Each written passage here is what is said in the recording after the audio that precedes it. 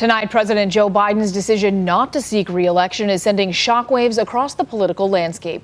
Good evening, and thanks so much for joining us. I'm Maggie Newland. And I'm Greg Funderburg, and we continue our breaking news coverage of this historic development in American politics. Less than a month after a dismal debate performance, President Biden announced on social media he is endorsing his vice president, Kamala Harris. As CBS 17's Maddie Biertemple reports, this is something we haven't seen in more than 50 years.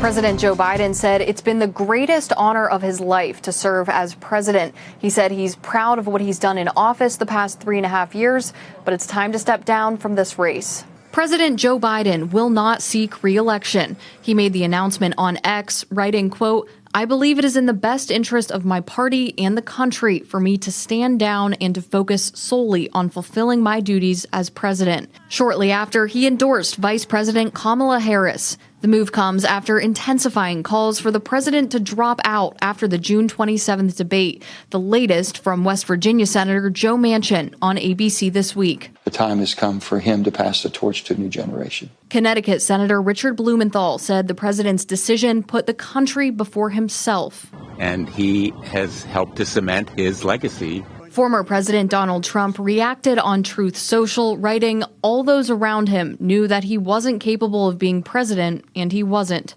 House Speaker Mike Johnson told ABC Democrats could face legal trouble if they try to replace President Biden. 14 million Democrats voted to make Joe Biden the nominee. The president's endorsement of Harris could also complicate the Democratic National Convention, according to George Washington University professor Casey Burgett. Remember that she has 0 delegates attached to her name. But Vice President Harris says she intends to earn the nomination and win in November. President Biden is currently isolating at his Delaware home with COVID. He said he plans to address the nation about his decision later this week. In Washington, I'm Maddie Biertemple.